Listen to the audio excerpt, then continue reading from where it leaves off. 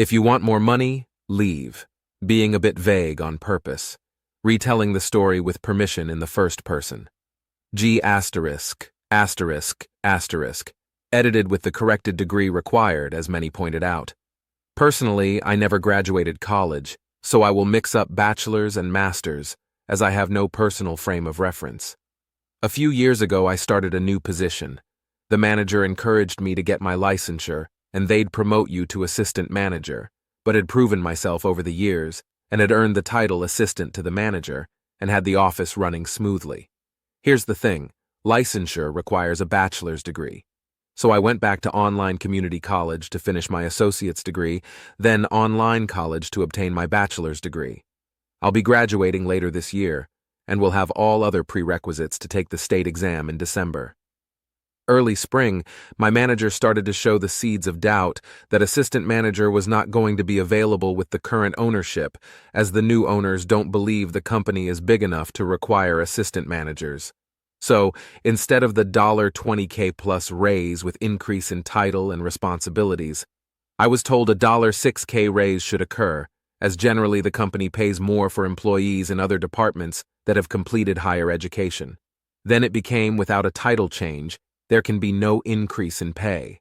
Then the fateful phrase, if you want more money, you'll have to leave. Okay, boss. Aside from a general disdain for being lied to, I incurred some minor student loans to fund my bachelor's, and some additional money is needed in order to start paying it back after graduation.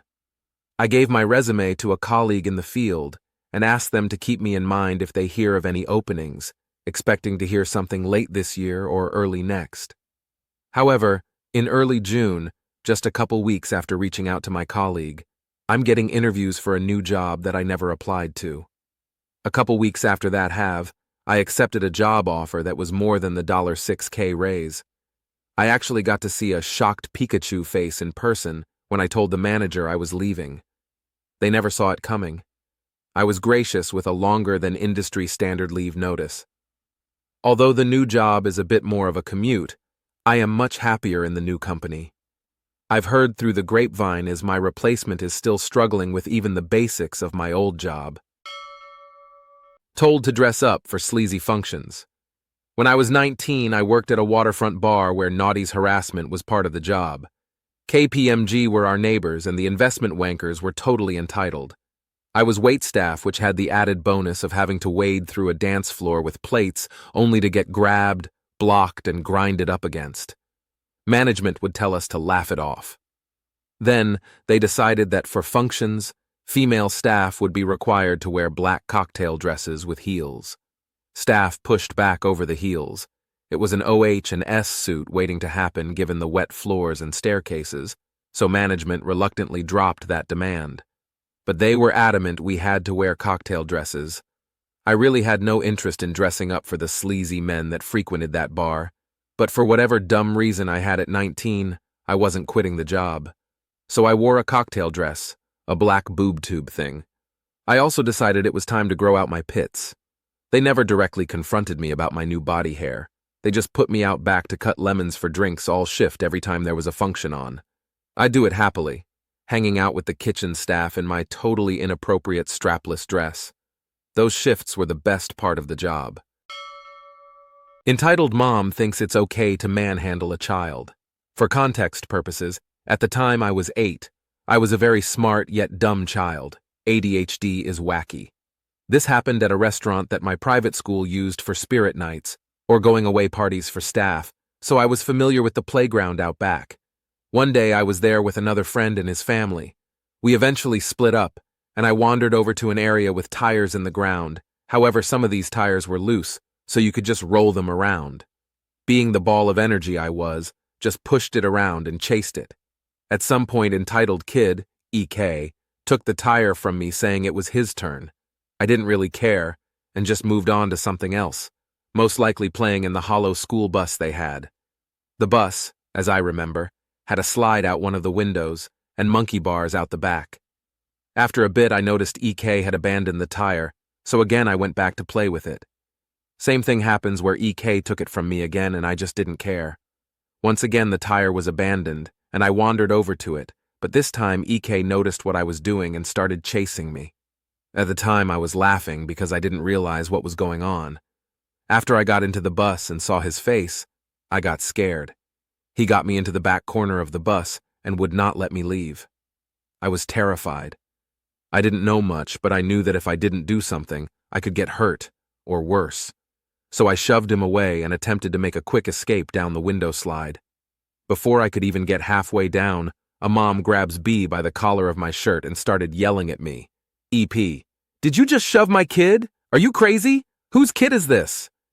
Now I was not a big kid in the slightest.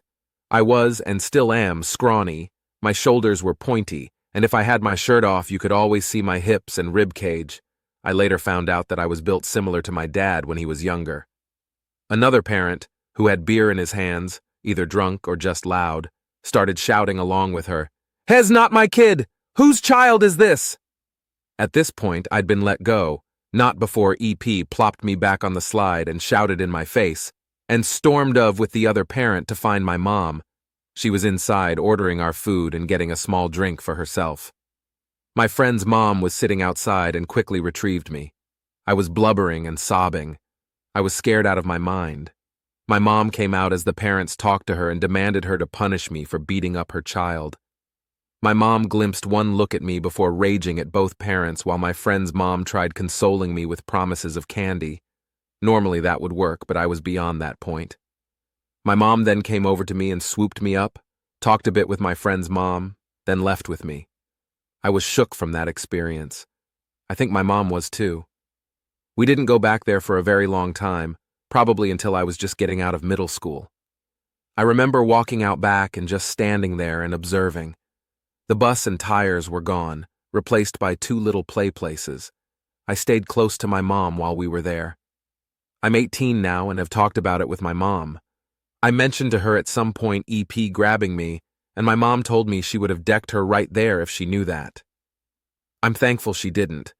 I've seen my mom get scary before, so I know that women would have been sent to the hospital, but still wouldn't have minded it too much. TLDR, got trapped in a corner by EK, pushed him away and fled, only to be grabbed by EP and shouted at before they got my mom and she flipped out on them. You have to stay till 6 p.m. So about 10 years ago now, I worked the FIFO lifestyle, and it was great. We would work 8 days on and get 6 days off. On the days we worked, it would be 12-hour shifts, and ours was 6 a.m. till 6 p.m. Anyway, we got this manager, and they were good at first, but over time they became more strict. One day we were leaving at 5:55 p.m., which was very common for us, as we carpooled from camp to site, about 5 kilometers away, in our work vehicle, even with the boss. We would leave camp at 5:30 a.m. and be at work shortly after, usually commencing at 5:40 a.m. most days, if not earlier. So, one day after leaving 5 minutes early, we were pulled into the office and told that we had to stay until 6 p.m. moving forward.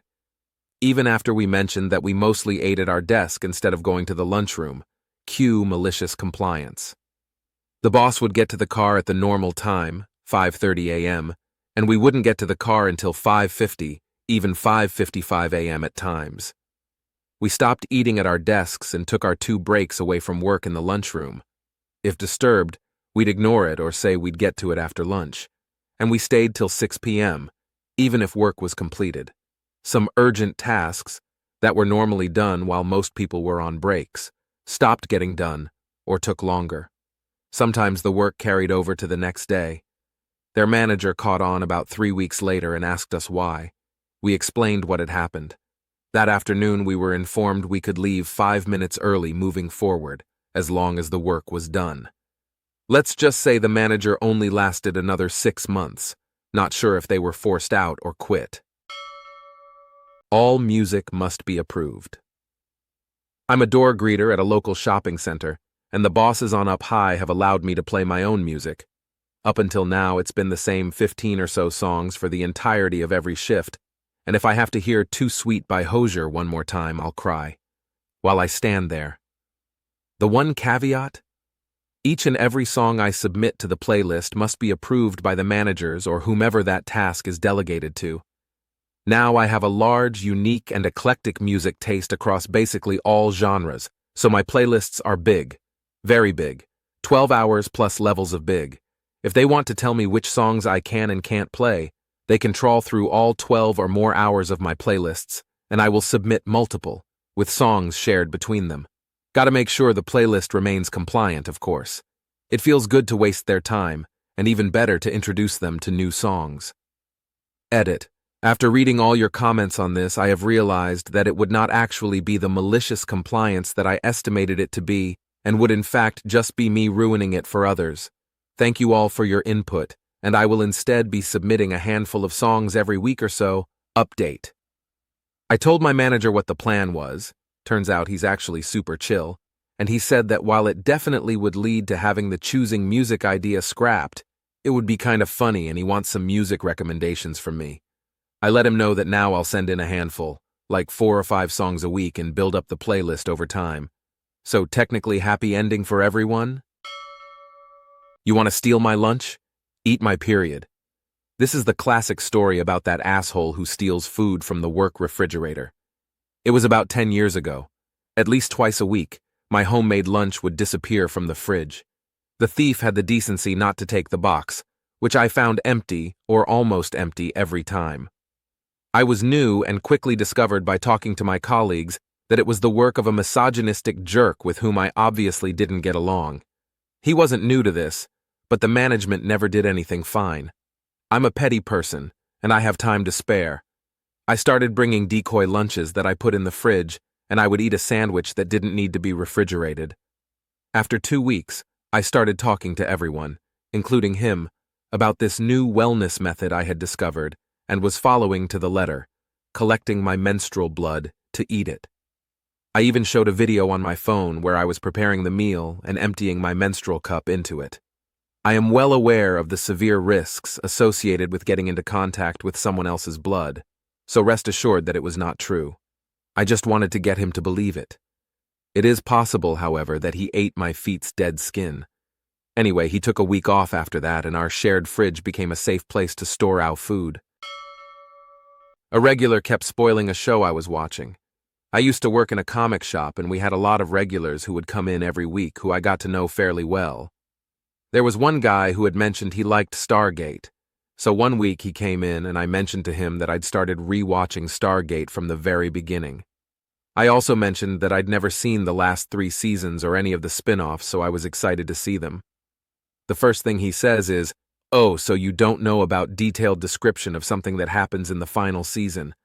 I was like, whoa, no spoilers, which should have been enough. But it wasn't. Every week he'd come back in and spoil it for me even more, and every week I would tell him to please not spoil it for me. This went on for about 2 months. Between the regularity of it and the smirk he'd get on his face every time I asked him not to tell me spoilers, I knew he was doing it on purpose. So one week, he came in and bought a big pile of comics he'd ordered. I waited for him to pay, and then, instead of bagging them up, I fanned them all out on the counter. You see, I read a lot of comics, especially back then. I read every new comic that was published by Marvel and DC, and then some, as they came out. So it just so happened that I had read every comic he had just purchased. I proceed to point to each comic and spoil every single one. He didn't talk to me about Stargate after that. You want me to follow the test script exactly? Sure thing. So I work in game QA, quality assurance, which basically means I get paid to break games and then write a detailed essay about how and why it broke. One day, our lead sends out a message. From now on, stick strictly to the test script. No deviations, no exploratory testing, just follow the document as written. Now, this goes against the golden rule of QA. Exploratory testing is where you catch the truly nasty bugs. But hey, they wanted strict compliance? Fine, let's play that game. The next day, I'm testing a new patch for a third-person action game. The script says, Step 12, jump on the platform and pick up the health pack. So I do exactly that. I don't move left or right. I don't run into any nearby enemies, and I certainly don't check what happens if I fall off the platform. I just jump, grab, pass. Later, a developer gets a bug report from another tester about a soft lock, where the game becomes unplayable without restarting, if you pick up the health pack after aggroing a nearby enemy. It turns out it's a critical bug, one that happens to 1 in 5 players who aren't robots following a script. The dev asks why I didn't catch it. I just forward the manager's message back. No deviations, just follow the document as written. Next thing I know, we're in a meeting, and suddenly the tone shifts to, okay, from now on, feel free to do exploratory testing where appropriate. That's what I thought. Just a nice little walk. Sure, love it. The company I work for, renovating the building, and we were moved to a different office building. It's maybe 10 more commute to get there, but not a big deal. The new building has parking, but we did not get enough access cards for everyone, so since I only come in twice a week, I did not get one. Direct boss said I can go to the front desk and they give me a card, if there is enough room, which should always be the case since we are all on a 1/3 time working from home contracts. A little inconvenient, but still not a big deal. So first day there, and the front desk lady is very loud and very clear that is not happening. Cards are personalized, but parking spots aren't. This is in an inner city, so no chance to just park in the street. So I call my boss, who redirects me to his boss, who told me to park in our old office car park, 20 minutes walk, or a different location of our company, 15 minutes walk, and enjoy a nice little walk. Pardon me? So I would lose 40 minutes of my working time? Can't start earlier or stay longer because I need to be home when kids come home from school. So I spoken to a works council guy, and he just told me to read my contract. My workplace is in my contract as the old office. So my work time starts when I reach this address and ends when I leave there. So sure thing, boss, I park there and a nice little walk as working hours it is. Let's see how long I can pull this of until they react. Can't really fire me since I am one of a handful of experts in my country and the other guy quit 3 months ago. So 2 weeks and 6 work walks later, we get an email regarding this problem from highest level boss. And suddenly day passes can be given out and everyone has to park at the current work location, even though they do not change the location in the contracts. I live in a country where firing people is not easy. But the front desk lady I had seen before was moved to a different location. My timesheets were revised 4 times now and show the walk as a business trip. Boss, who would have retired in 8 months, got the golden handshake and will retired end of this month. Spam caller issues. We all hate spam callers. In the event I get a phone number that is real, not spoofed, I will call the spam caller back and ask them to put me on their do not call list. If they refuse, are rude, just hang up, etc., I enact my revenge. I will call them back and then immediately switch lines as soon as I am able. Then, I call them back again. I then immediately merge the calls and mute myself. My phone number shows up on their phones, but they can only hear each other. I usually do this a few different times to cause some chaos. Usually they think there is some IT issue with their phones or the number that is calling. They usually tell each other to DNC, do not call, the number once they realize they are talking to a coworker. It can be pretty amusing to listen to them figuring out that they are actually talking to a coworker. Oftentimes they are in the same big call center room, and I hear them shouting across it to the other person, trying to figure out what is happening. There are times where they call IT to get them involved. Usually at that point I quit. If you get a spam call and have some time to unalive, give this a try. I hate when people normalize drugs and alcohol. This is definitely going to be unpopular, but anyways. I've gotten to a point in young adulthood where most people I know are drinking age and are definitely old enough to get their hands on things like vape pens and cigarettes. I don't want to lose these people's respect, so I try my best to be like, haha, I don't do that, but I don't judge. But in reality, I'm judging it so hard that I am definitely not hiding it successfully. Why in the world is something so dangerous considered so normal? And I've been judging people for it since I was like 5, and I was a lot more obvious about it then because I hadn't learned manners. I mortified my poor parents by walking up to strangers and lecturing them about cigarette use. But I'm sorry, if you tell me you drink or smoke, you've just told me that you're willingly hurting your body and risking addiction because you get a kick out of it. That you enjoy putting yourself into a state where you're incapacitated at best and a danger to others at worst. That you either don't understand delayed gratification or have no self-control and won't even think about how you're going to wake up vomiting and in pain tomorrow. I don't lose a massive amount of respect for people when I learn they drink or do drugs, but I definitely lose some. The only drug I don't judge is cannabis, because it actually is very safe compared to other drugs. And I try not to judge people fighting addictions, even though there's a 90% chance you're still the one who started the habit. You get a pass if you have an opiate addiction that started with an injury. That's rough. I'm just really sick of pretending that I don't judge this crap when I actually have so many problems with it.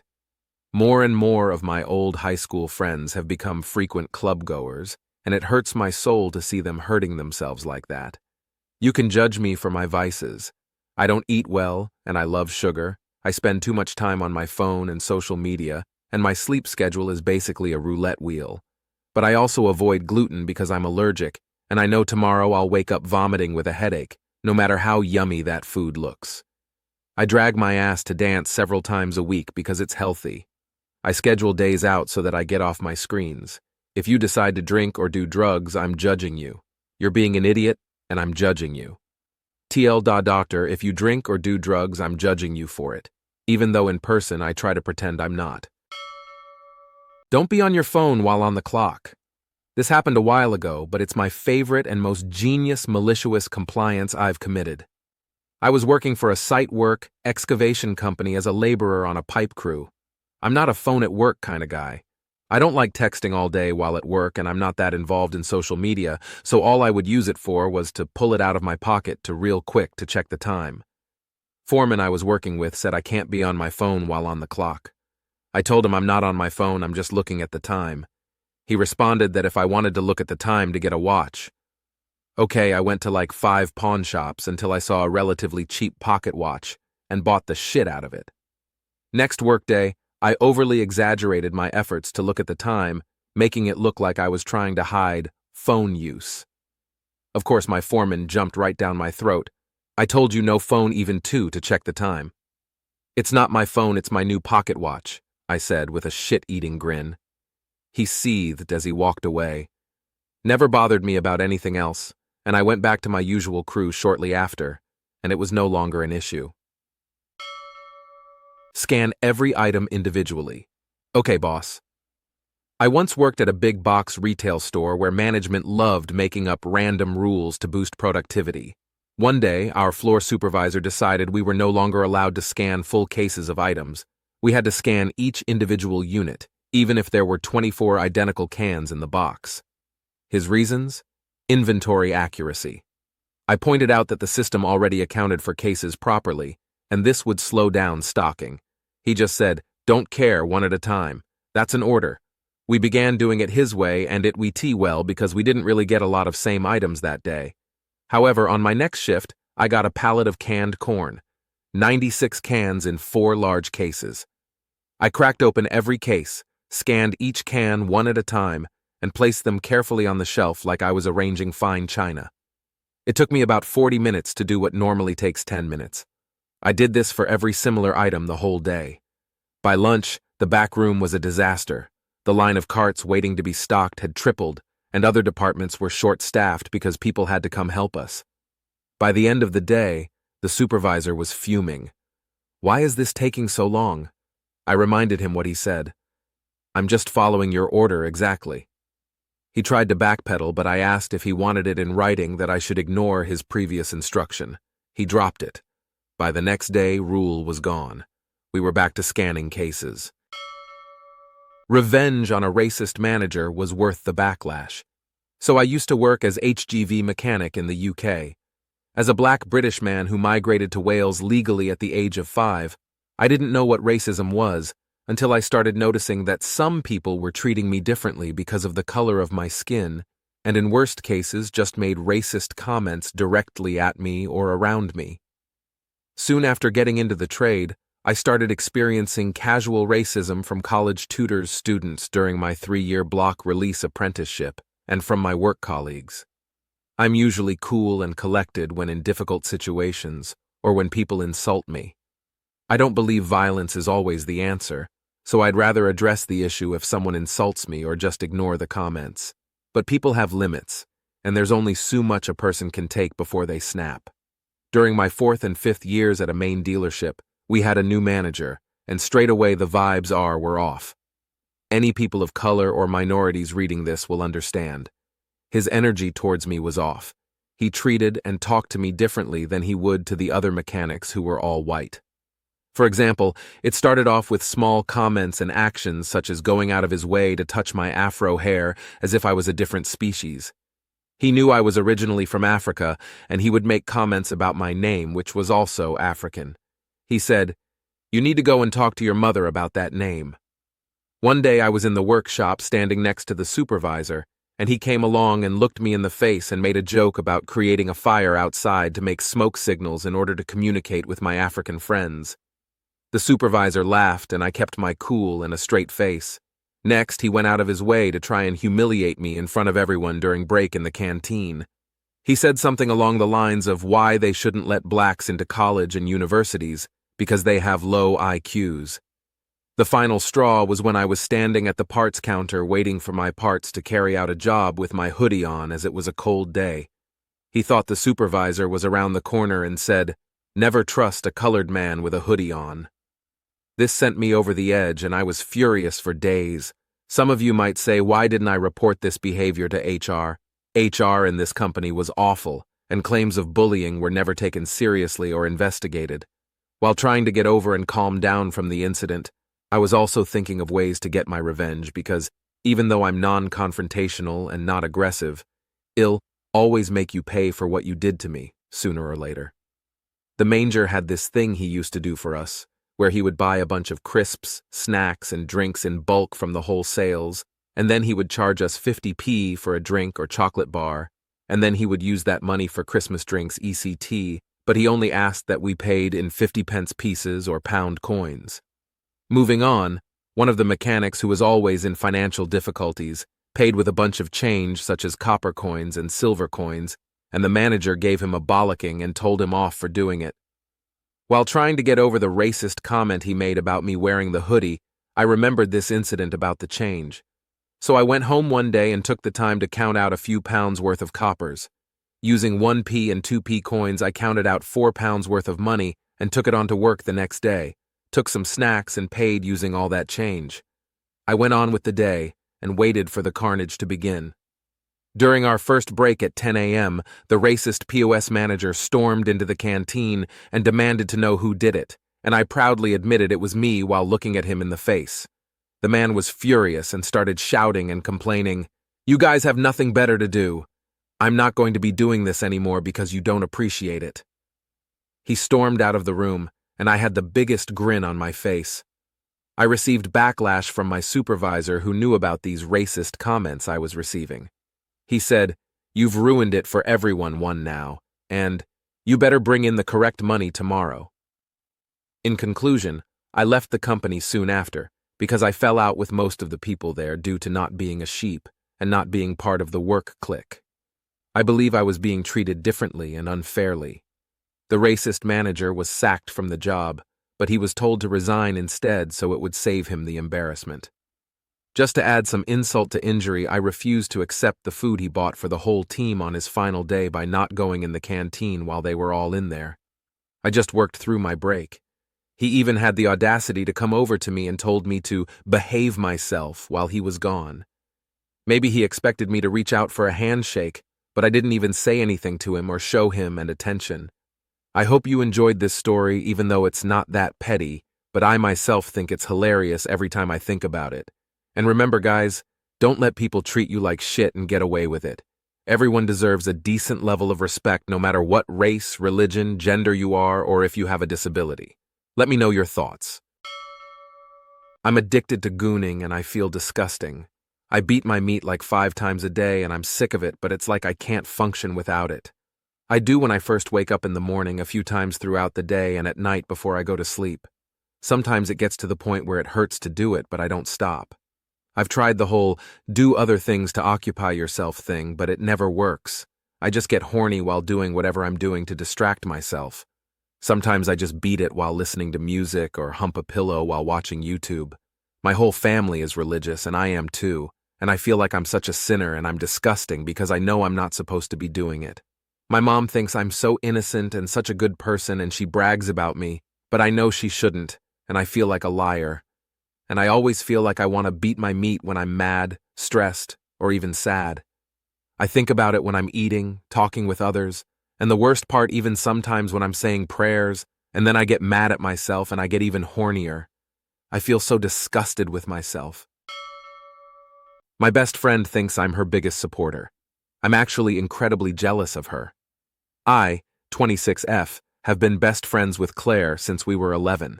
She's beautiful, magnetic, insanely smart. The kind of person strangers fall in love with after 5 minutes of small talk. And I've always been the sidekick. Everyone assumes I'm proud of her, and I am, in a way, but I'm also bitter.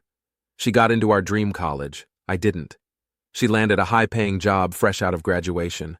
I'm still juggling 2 part-time gigs. She's in a healthy relationship, posting cute engagement photos, while I haven't been on a real date in over a year. And the worst part? She's so humble about it all. She never brags. She never makes me feel small. That makes the jealousy worse. It would be easier if she were awful. Sometimes I rehearse what I'd say if I cut her off. Sometimes I fantasize about her life falling apart just so I'd stop feeling like I'm stuck behind her shadow. I hate that part of me. But then I remember she helped me through my mom's cancer, paid my rent once when I was short, sat beside me during panic attacks. She's never been anything but kind. I don't want to be this way. I want to be a better friend. But right now I'm just a walking contradiction. My mom tanked my credit with 27 late payments, forced me into bankruptcy, and still plays the victim. Going NC, need advice. I never thought I'd be here, but I've decided to go completely no contact with my mom. I need advice from people who've done it, both on the logistics and on staying strong emotionally. Before all of this, I had excellent credit. My mom wanted a new car but couldn't get approved without a $5K plus down payment because her credit was already wrecked. I offered to co-sign, not because she asked, but because I thought I was helping. The payment was even lower than what she'd been paying on her old car, so I thought it would be manageable. Fast forward. When I finally checked my credit report, I saw 27 of 36 payments were late. She never told me she stopped paying. The loan balance was $37K on a car that originally cost about $40K, but was only worth $15K by then.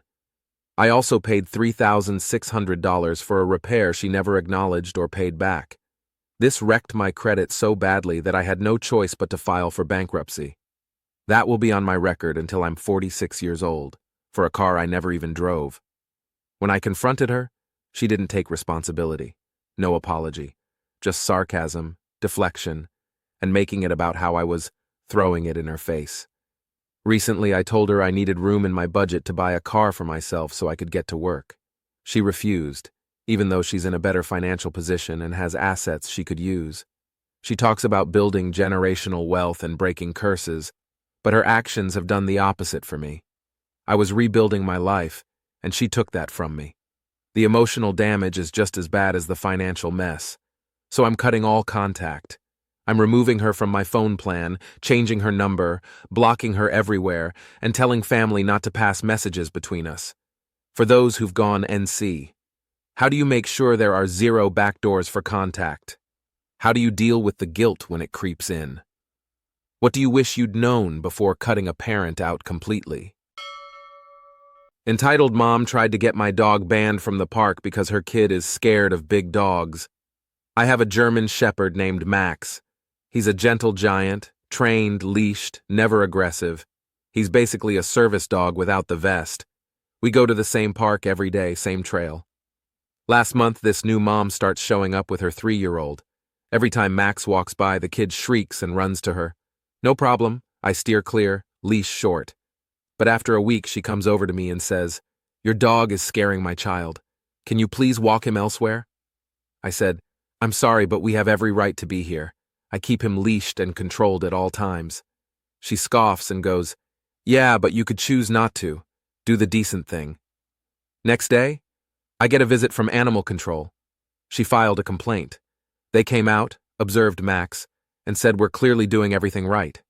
No issue. Turns out she'd also gone on our town's Facebook page and posted pictures of Max with warning captions. I finally clapped back with my own post. Security footage, training records, and witnesses backing me up. The support was overwhelming. She deleted everything. Entitled parents think the world should be padded to accommodate their kids' feelings. Newsflash: dogs exist. Co-workers and management got what they asked for, because it's in the agreement. I'm actually excited to be able to contribute here for once.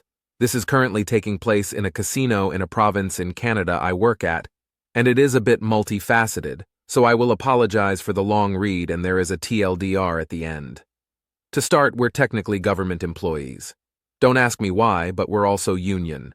Yeah, I am a literal bartender in a restaurant where everyone is a unionized government employee. You can see where this is probably going or what kind of environment this has engendered. So first off, employees. There are 3 feet bartenders. As a person who has bartended or managed bars off and on for decades, and we actually get hosed. Like, I have never made so little money working in the service industry, but we have a pension and benefits, and that's pretty choice. We consistently work our asses off while we watch our floor counting their hundreds of dollars at the end of a shift, while we only make what happens directly at our bar. The servers are mandated to tip out 2% of drink sales only. Regularly, they ignorantly throw dimes across the table at us and make comments about, "Oh, it was only 50 cents, but I rounded up to $1 because you earned it." Yes, comments like this happen on the regular. The rub is because of the CBA with the union, bartenders are not allowed to serve tables, and the servers consistently remind us of this. Here is where it gets bad. They expect the bartenders to also run their food, clean and clear their tables, and still only tip to the literal penny. This is one aspect. Now, as for management. We have numerous times had conversations with management as our servers constantly abandon their tables, go outside to smoke, hang out on their phones, and generally do the barest of minimums. But because they are not on the floor, we have to be. We are mandated and guaranteed 15-minute breaks twice a shift and one 30-minute, which we never get. This is without mentioning once that management refuses to hire any new bartenders due to budgetary constraints. We've spoken to management numerous times, and all we get told is that the servers have the floor and that we can file a grievance with the union. Cue malicious compliance, and it's good. So myself and the other 2 bartenders sat down with our union reps and hammered out the exact parameters of our jobs, management's duties and obligations, and that of our floor. We got everything highlighted, and we now have laminated cardstock behind the bar with the printed and highlighted aspects of our jobs, our job parameters, and our job guarantees. A few weeks ago, we 3 started every shift the same way. Servers would regularly just walk behind the bar to get drinks for themselves or their clients. "Sorry, you're not bartenders, you can't come behind the bar." "What? Yeah, sorry, it's in the CBA. We can't take tables, you can't serve or drinks. We'll get to it as soon as we can." Servers now have to wait on us to pour their drinks, pop, water, beer, or even get them ice. That's step 1. We now officially take our 15s and our 30-minute breaks. As such, any and all drink service stops. Here is the best part. As such, management, who is otherwise completely useless, chatting with friends or hiding in their offices, now have no choice but to come down and man the bar while we do so. They have to make drinks, stock the bar, which we ensure is needing to be done, and put away, polish our glassware. This is important, as we have very specific criteria for our house drinks and what type of vessels they get poured in. This has been amusing to watch, but we enjoy our breaks, and I am catching up on some reading. It's only been a few weeks, but the servers seem to be getting it, and all of a sudden there are 2 new bartenders in training on the schedule, and 2 more apparently being hired. Maybe this malicious compliance stuff does work, TLDR. Serving staff treats the bar terribly. Management is lazy and ineffective. Bartenders got walked on and paid a pittance while working harder than anyone else. MC was to adhere strictly to the union guidelines after the servers kept throwing them in the face of the bartenders, forcing management and servers to actually work harder and stop floating. **edit/update. So I need to fill in some gaps here from the comments section. ***1. Management runs on partial P&L bonus structures. For those that don't know, that is profit and loss. The less they spend while maintaining a baseline of profitability, the more money they make. This means we regularly run out of glassware, etc. Also, why we are frequently short-staffed too. Management is very questionable at this job. I have/had in my past been bar manager at 3 different locations, 2 nightclubs and a speakeasy, and watching my bar run out of things like triple sec, garnish, and vodka, yes really, is beyond insane to me 3. The upper management has a very weird nepotism feel to it. Every manager below the GM is a former co-worker or friend of the GM from other locations they've worked at, drinking buddies and generally people with no actual experience in the field 4. The reviews of this place are atrocious. The only good ones seen recently are fake reviews written by the supervisors hired, the managers hired, under fake names, or generally come from direct bar service. I do not mean to dump on the floor or servers because they do work hard, but the bar is the only staff ever on the floor from start to finish, and the first point of contact at the door because we regularly do not have a host/hostess. 5. To add, our oldest bartender has been there 7 years and is around 60-ish years old. He holds or has held a supervisory position and was the first and last point of contact for a lot of clients and regulars. We have very similar mindsets and frequently leave the bar to address issues and then try to correct them above and beyond our scope of duties, which is why the bartenders there are seen so favorably. 6. Again, the floor does work their butts off. I will never be an us versus them person. No serving position is easy. But this venue has a floor staff full of people that regularly walk off for smoke breaks, sit in the back on their phones, and who generally ignore their clients. Because of the nature of the business, the floor on slow nights will still make $150 regardless of good service or not, so they are not the most motivated.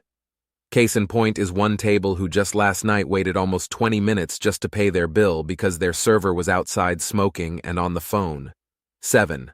This is my first unionized position in the service industry, and in the province of BC, Canada, is governed by the BCGEU, or the BC General Employees Union.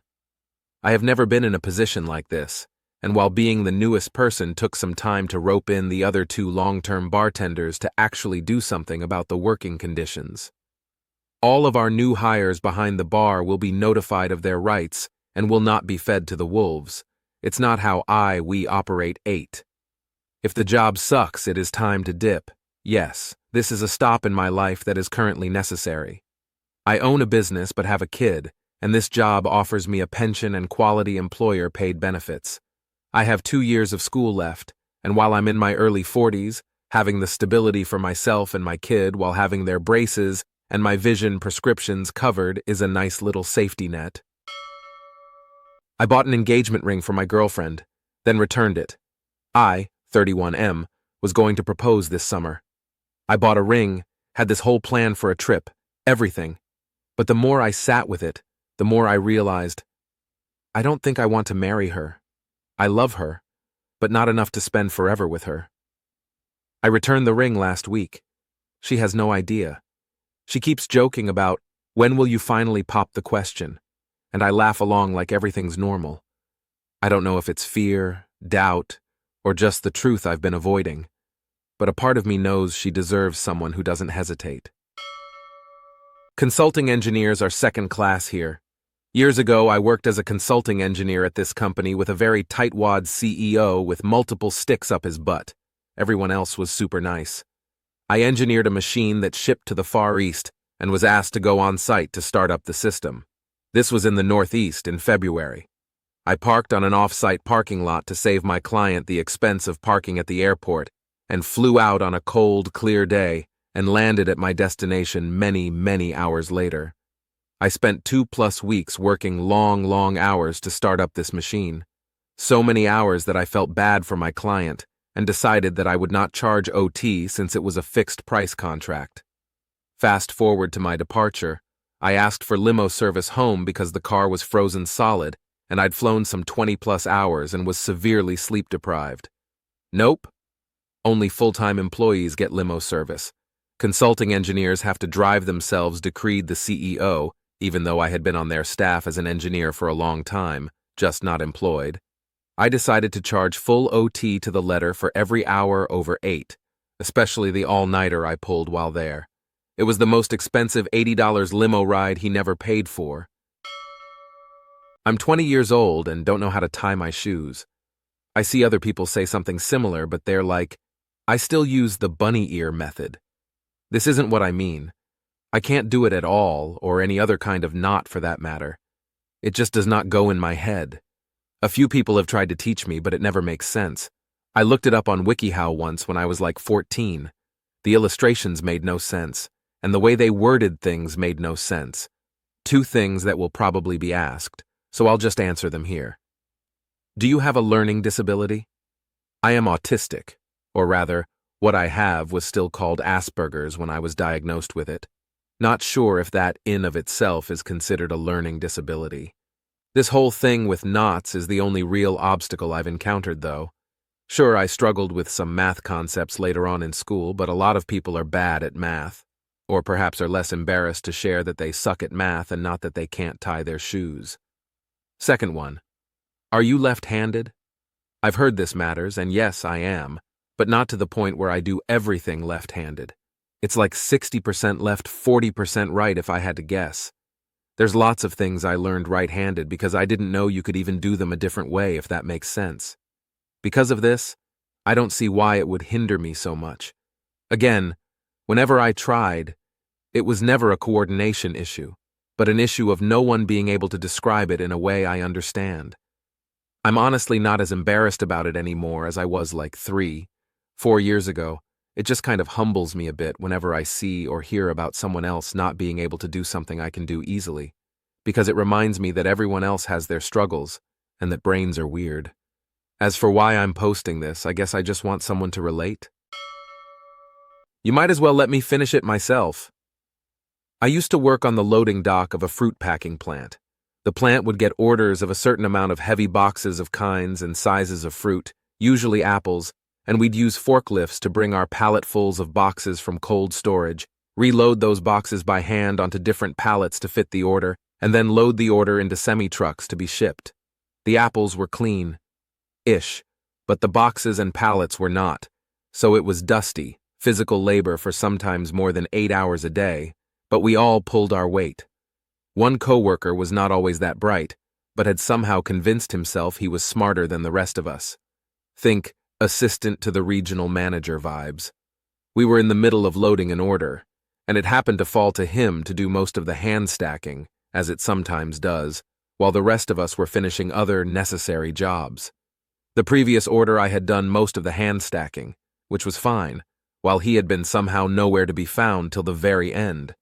It's okay, stuff happens, but it was a pattern with him, and our supervisor never seemed to hound him for it. So now he's doing the heavy lifting, and I have the option to immediately join him and help, or let my own muscles rest for a minute by doing a different necessary job of tying off the tops of fully loaded pallets before jumping in. I chose the latter, still physical, but not as. By the time I was done, he was still stacking. I knew there was only room for 2 to stack at a time, and I looked to the other guys to see if they might help instead, but they were still finishing up their own jobs. Since I was earliest done, I figured I should just help him and get it over with. I walk over, grab a box, break the glue that holds it to the other boxes so the entire stack doesn't fall apart, and get ready to lift. That's when he said it.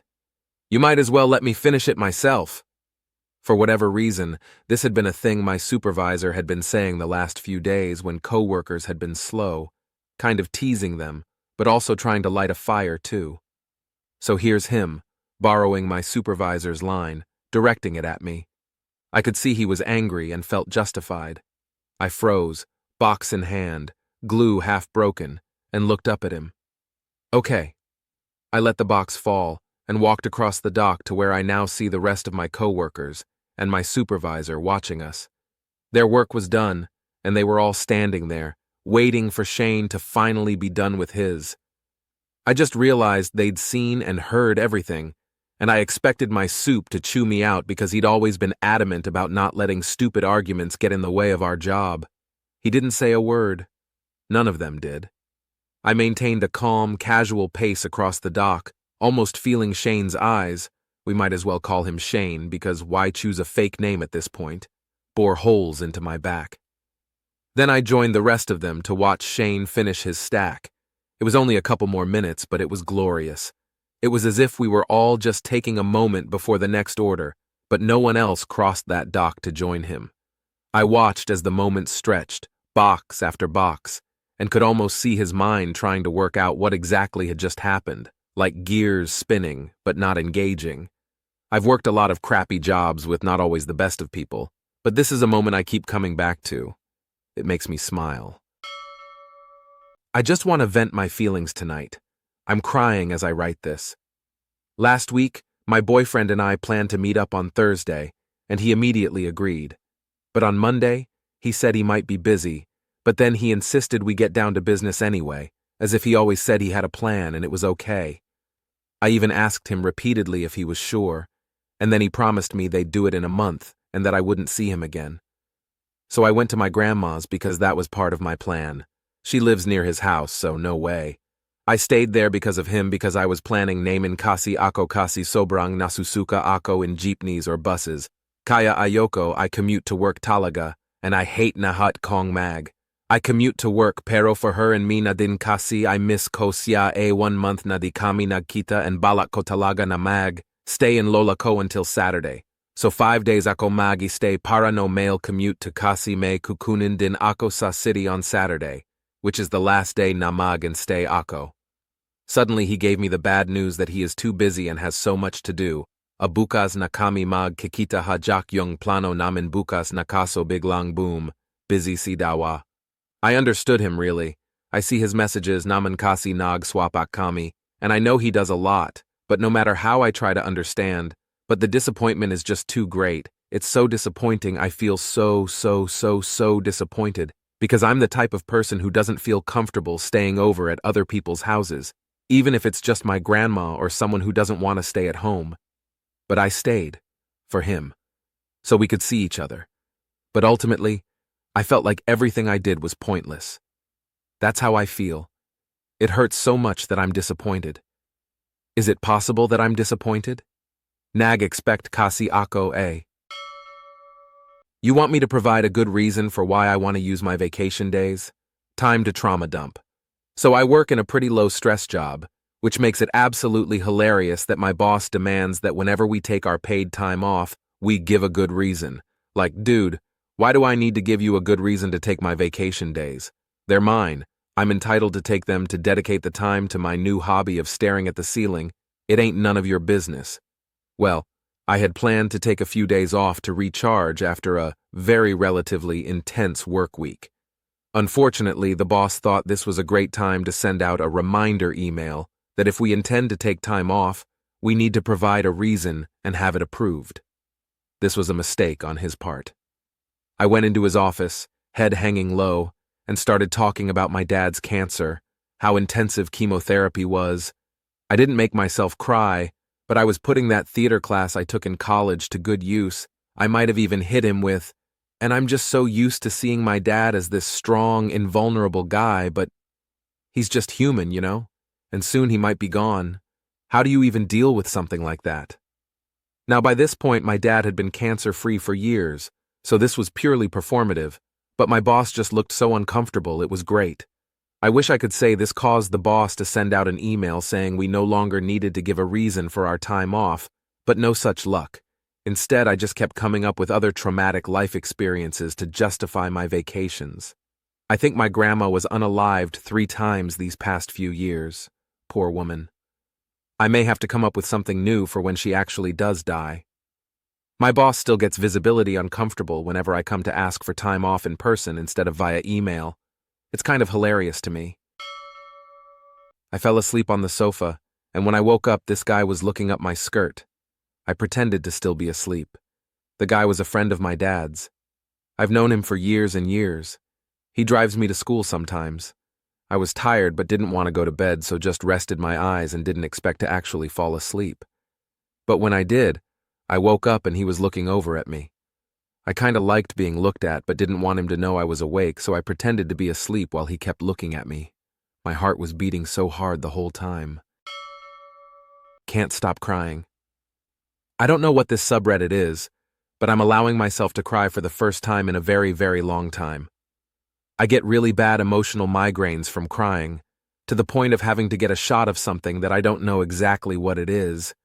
It makes me sleep, but if I don't, it makes me fold over on myself kind of like the fentanyl does to people. I did really good with staying away from drugs, and I fucked up really bad tonight. Cocaine is my struggle. I've noticed myself falling back into that habit. I haven't slept at all, in a few days. I know I've slept 5 hours in 2 days, and I'm actually proud of myself, actually. I can't seem to stop crying, though, because for whatever reason, I'm reminded of my dad and the abuse me and my brother endured. I haven't told many people besides my mom, but my dad was very abusive and he used to ignore me whenever I would come to him for anything, essentially. I keep telling myself, why dad? I'm drunk, and I'm hiding my crying as best as I can. I feel like I'm ready to just give up, but I don't have a choice to. My parents are deadly sick, and my brother has autism. It will be my responsibility to take care of him when my parents die. It's always been that way. They've already gotten their expected lifetime, so has my sister. My left boob has hardened tissue in it, and I'm waiting to get an ultrasound to see what is going on. I hope it's not cancer. I really want to go to therapy and I want to go back to school. My aspirations is to become an engineer. But I struggle with finances because of a recent divorce, so I picked up on being a sugar baby on the side besides my 40-hour work week. I'm exhausted. I don't know if this is appropriate for this subreddit, but I needed to get this out. Also, sorry if my English isn't exactly correct. I'm trying busy constantly learning. She needed McDonald's. I think that I just had the most petty satisfaction experience I will have all month. I was going to a McDonald's and pulled into the middle lane and waited for a gap. I technically could have gone straight away, but it would have been close and no doubt cut off the oncoming traffic. The lady in a car behind me also going to McDonald's didn't like this. She almost clipped me when she pulled to the right from behind me and passed me waiting to go in front and cut off me in the oncoming traffic. Several cars noticeably slowed and honked at her. I was irked, but saw my chance when I went over after a break and noticed she was waiting in the slightly longer of the two lines. I did a quick count and jumped over to the other line. Ordered quicker than normal, and bam, I was 3 cars ahead of a lady who risked several car accidents just to get McDonald's slightly faster than if she waited safely. As I left, I honked to get her attention and waved. I have a very noticeable car and just know she knew it was me after seeing her expression as I passed by. I love fat women and it's messing up my life. I need to get this off my chest. The weird part is, it honestly started as a joke. Back when Twitter had that whole "I love fat bitches" trend, I played along and leaned into it ironically. But somewhere along the way, it stopped being a joke and turned into a real thing for me. Now I can't get rid of it. It's Gooner levels. On one hand, it feels like a genuine attraction.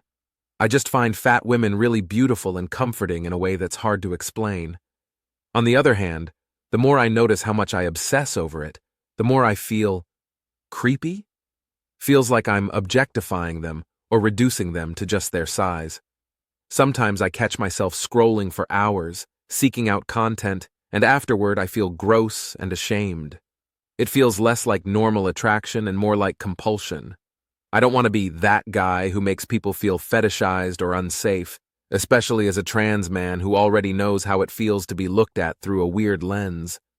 I don't know if this is something I need therapy for, or if it's just something I need to learn how to accept and handle in a respectful way.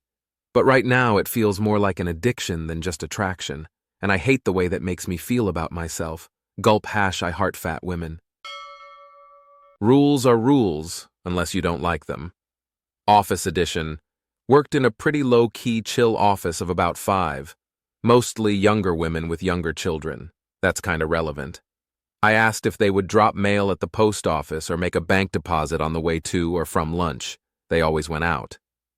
Both were on the way to from lunch. I told them to take an extra 15 minutes or so as needed so to not have them rush their lunchtime.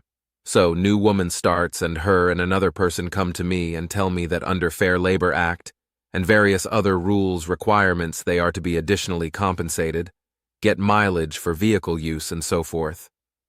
And rules are rules, and they are there for a reason. Yeah, they probably were correct on that point.